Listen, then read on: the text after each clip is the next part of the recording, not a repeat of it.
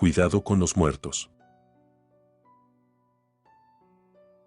Soy hijo de migrantes, nací en Estados Unidos y mis padres son de México, viví en el país del norte hasta que cumplí 22 años.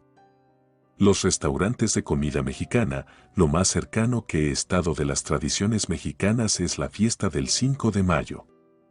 Así que cuando tuve la oportunidad de volver a mi país venía con grandes expectativas. Fui a Veracruz a visitar a mi abuela, doña Lala. El viaje fue muy largo, desde la frontera hasta Veracruz el autobús tardó como 30 horas, esto ocurrió así porque se hicieron varias paradas. Conté al menos 7 paradas en diferentes pueblitos, sin contar las paradas que se hicieron para comer e ir al baño. El viaje fue un calvario para mi espalda y para mi cuello. Finalmente, llegué a la central de autobuses, de ahí tuve que tomar otro transporte, pero el viaje ya fue más corto, media hora quizá. El transporte me bajó en la orilla de las vías del tren, el pueblo era bastante rústico y estaba conformado por 3 localidades. Lo primero que hice fue buscar algo para comer, me encontré un puesto de hot dogs. Gracioso, fue lo último que comí cuando salí de Estados Unidos y fue lo primero que comí cuando llegué a Veracruz. El puesto lo atendían 3 señoras, muy amables, les pregunté cómo llegar a la casa de doña Lala, me dijeron que había que cruzar el puente para atravesar las vías del tren y ahí había que tomar un taxi y decirle que me llevara al Panteón Central. Me dijeron que la persona que trabajaba cuidando el panteón conocía a todos así que él podría decirme. Claramente, no era la respuesta que estaba esperando, pero al menos ya era algo. Hice exactamente lo que me dijeron las señoras, de camino al Panteón Central, pasamos por una ranchería y por un campo de cultivo. Finalmente, llegamos al panteón, me asombré cuando el taxista me dijo que del viaje eran solo 30 pesos, eso era extremadamente barato por la distancia que habíamos recorrido. Una cosa que me llamó la atención del panteón es que no tiene muros, rejas, ni nada, literalmente uno puede entrar caminando al panteón por el lugar que mejor le parezca, no había una entrada de referencia. Me metí al panteón por donde había un poco más espacio entre las tumbas y comencé a caminar buscando al trabajador, lo encontré barriendo algunas lápidas, lo saludé y le pregunté por la casa de doña Lala. Me dijo que el edificio verde que se podía ver era la primaria, debía caminar hasta la primaria y doblar a la derecha en la esquina, dijo que había que pasar un local donde rentaban internet y una cuadra después estaba la casa de doña Lala, de color naranja. Caminé hasta la casa de mi abuela, es un terreno bastante grande, abarca media cuadra de largo y media cuadra de ancho, tiene una casa principal, un patio amplio con un pequeño corral, al fondo del terreno tiene 2 pequeñas casitas en donde aloja a las visitas. Entré, saludé a mi abuela, también estaban 3 tíos y algunos de mis primos. Todos estábamos ahí por el Día de Muertos. Lo que me habían dicho es que íbamos a armar un altar para mi abuelo y que la noche del día 1 de noviembre iríamos al panteón a visitar al abuelo.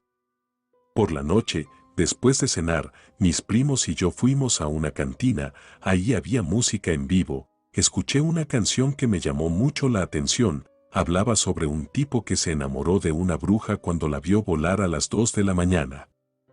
La canción cuenta cómo la bruja se llevó a ese hombre y lo terminó convirtiendo en una maceta. Estuvimos ahí un rato y luego nos regresamos a casa de mi abuela Lala para descansar. A la mañana siguiente, después de tomarnos un atole, y después de haber terminado el altar de muertos, mi abuela nos dijo al grupo de primos que matáramos a 3 de los patos para comerlos por la tarde. Al principio me mostré reacio, pero todos los demás lo tomaron con tanta normalidad que simplemente cooperé en el proceso. Tomamos a las aves, las sujetamos de patas y alas y el primo mayor les realizó una cortada en el cuello. Después de eso las colgamos de un tronco para que se vaciara toda la sangre. Una vez que dejaron de gotear, los comenzamos a desplumar, recuerdo que era una sensación asquerosa y ciertamente bastante incómoda. Cuando terminamos de desplumar a los patos los metimos a unas vasijas con agua hirviendo, mi abuela, tías y primas se encargaron de todo el proceso de preparación.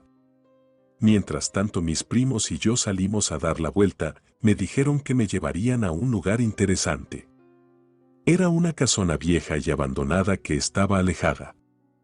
Los vi tan tranquilos que me sentí relajado y acepté entrar sin problemas. A pesar de estar abandonado, estaba relativamente limpio. Me contaron que en esa casa vivía una familia con una mayor solvencia económica que el resto.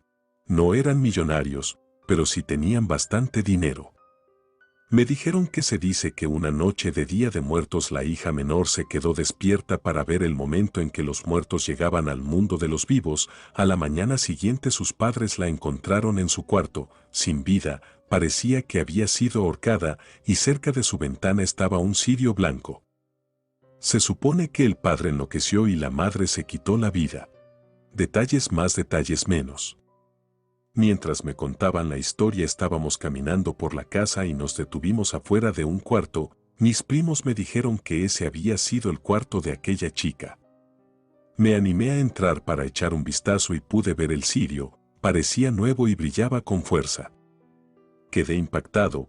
Mi primo mayor entró también y me explicó que el Día de Muertos es una fecha muy importante y que yo debía tenerle mucho respeto. Me dijo que cosas malas pasaban cuando no se respetaba a los difuntos. Eso me dio escalofríos. Salimos de esa vieja casona y volvimos a casa de mi abuela. La comida ya estaba lista. Nos sirvieron el pato en caldillo de chile ancho. La carne del pato ciertamente es dura, pero también es muy sabrosa. El día terminó, la oscuridad de la noche se hizo presente y todos salimos rumbo al panteón.